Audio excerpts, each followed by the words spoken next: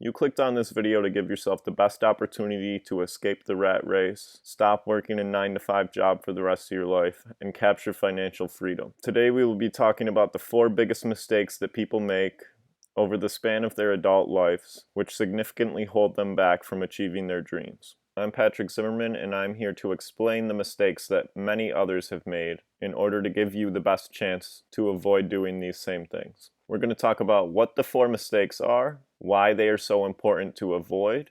At the end of the video, we'll be looking at some numbers which provide a good example and context to better understand why it's so important. Don't forget to like and subscribe to the channel for daily content which will give you more knowledge and control over your money. And leave me a comment down below letting me know what you'd like to see in the future.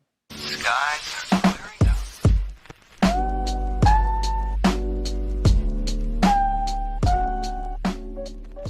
So before we get into the mistakes themselves, let's talk about why you need to avoid them. We'll be talking about 4 mistakes, each for different age groups, age 20, 30, 40, and 50. It's important that you know and understand why making these mistakes could be so detrimental to you and your journey to capture wealth. Avoiding these 4 mistakes will help you substantially increase your cash flow, as well as helping you feel more confident when managing your money from a business standpoint, and you may even be able to retire at an earlier age. The reason the mistakes are broken down into 10-year intervals is because as you progress through life, it is important to place more focus, spend more time, and use more energy on specific facets of your financial aptitude. It doesn't necessarily matter what age you begin taking control of your finances, but it most certainly matters that you take the first step. If you're younger, it'll be more beneficial as your money has more time to grow upon itself exponentially. But with that being said, we all have room to improve when it comes to our money, and we should be actively striving to do so. The first mistake we'll be talking about is the 20-year-old age range. And the mistake of this group is often that they do not begin investing early enough. The reason this is so important, and I will show you at the end of the video, is that a 20-year-old who invests $10,000 for 40 years will end up with a very significant amount of more money than someone who just invests for 10 years. Another reason it's so beneficial to start investing in your 20s is because oftentimes you'll have much less expenses than when you're 40 or 50 years old. This may be because you don't have a house yet, you're not paying a mortgage. It's very common for young people to be paying less in bills, and you should try to put some money away into investments before you have children. The second mistake for the 30-year-old age group is that they often focus on their careers rather than building multiple income streams. I myself am not a fan of 9-to-5 jobs, but on the other hand, I do realize the security and comfort that they may supply.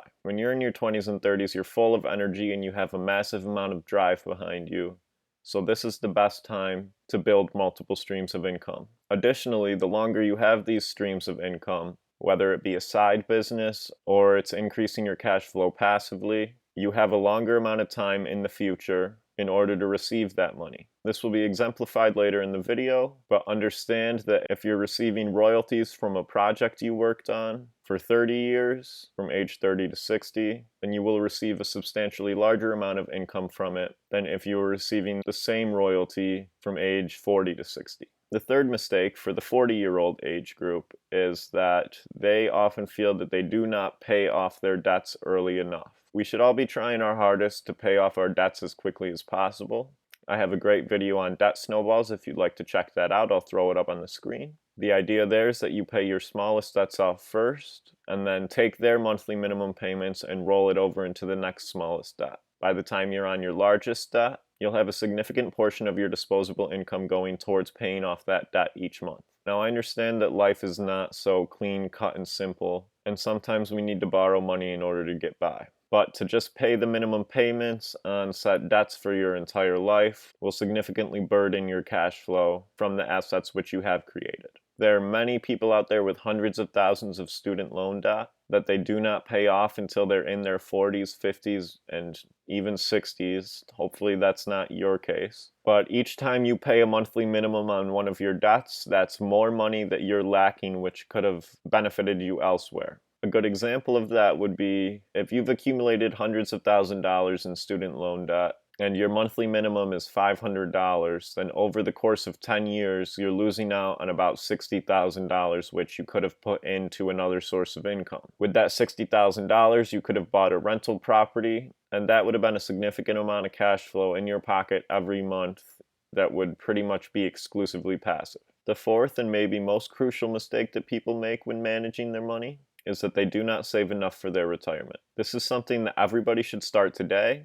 If you're not sure where to open a retirement account, you can check out my video on that. Once you're upwards of 60 years old, you're not going to want to go into the office all day. Maybe you want to spend more time with your family and grandkids. I don't necessarily think you won't be working at all, but generally this is a better time to work for yourself rather than work for someone else. If you just set aside a little money each month from the age of 40 to 60, then chances are you'll have enough to retire on, or at least enough money set aside to pursue one of your passions and monetize that. In addition to my video talking about IRAs, I also have a video outlining a wonderful investment strategy for retirement, which explains 5 different ETFs with examples that you could put your money into in order to substantially increase the amount you'll be living on after the age of 60. If you're younger, maybe 20 years old, I still recommend that you open a retirement account today. The example I'm about to pull up will show you why it's most beneficial to start investing for retirement at the age of 20 rather than the age of 30, 40, or 50. Before we get into the example, this is the SPY 10-year chart. This is an exchange-traded fund ETF that tracks the S&P 500. These are the 500 largest companies on the New York Stock Exchange. Just looking at this chart here, you can see how much your money would have appreciated since 2010 up until 2020. The 10-year average appreciation for the SPY is 13.72%, and this is the ETF which we will be looking at in our example. This is an example of the investment growth over time. When you look at these numbers, don't just think of it from an investment standpoint, but also think about if you were to start a business and have another stream of cash flow that way. Just think about how much more money that business would be able to generate for you if it was around for 40 years rather than just 10 years. So the numbers I laid out here all start with an initial investment of $10,000.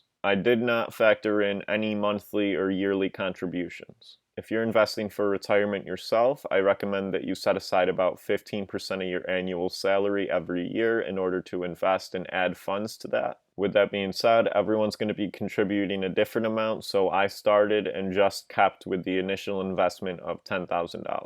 As I stated earlier, the 10-year growth rate of the SPY fund is 13.72%. So for each year after the first year, I have our funds appreciating at that percentage. So this is what your investment would look like if it appreciated at 13.72% each year and you started investing at the age of 50 years old. You would start with $10,000, and once you reached 60, that $10,000 would have only grown into $36,171. If you started at the age of 40 with your $10,000, you would reach that $36,000 at the age of 50, and by 60, that $36,000 would have grown into $130,000. The amount you've accumulated after 20 years rather than 10 years is almost 4 times the amount. If you started investing your $10,000 at the age of 30, once you're 60, it has grown to $472,000.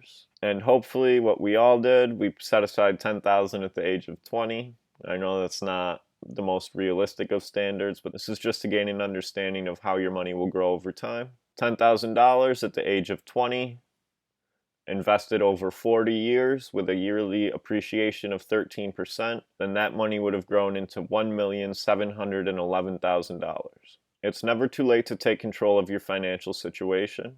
You may not feel comfortable starting a business or generating another stream of income right now. At the very least, I suggest that you go out and begin investing. This is something you can do from home with extra money laying in your bank account. If you have money in a savings account right now, it's gaining 0.01% interest every year. If you do some basic research on exchange-traded funds, you will be able to find a fund fairly easily with 8% annual returns at the very least. If you're 20, 30, 40, or 50, look at the money in your savings account and get that money in the market, as it will help you in the long run. I hope this video helped change your framework and your mindset about money. If you can begin to get your money to work for you, rather than spending all of your time working for it, and I believe it will help you secure peace of mind in the long run. Don't forget to subscribe to our channel and hit that notification bell so you can stay up to date on the videos I post. Also, smash that like button and leave me a comment. And share this video with anyone that you may know who currently does not feel comfortable in their situation, whether it be concerning retirement, maybe they're tired of working, or they have a ton of money in savings that's just getting eaten away by inflation every year. Thank you all again for tuning in. As always, I'm Patrick Zimmerman. Thank you for your time, and enjoy the rest of your day.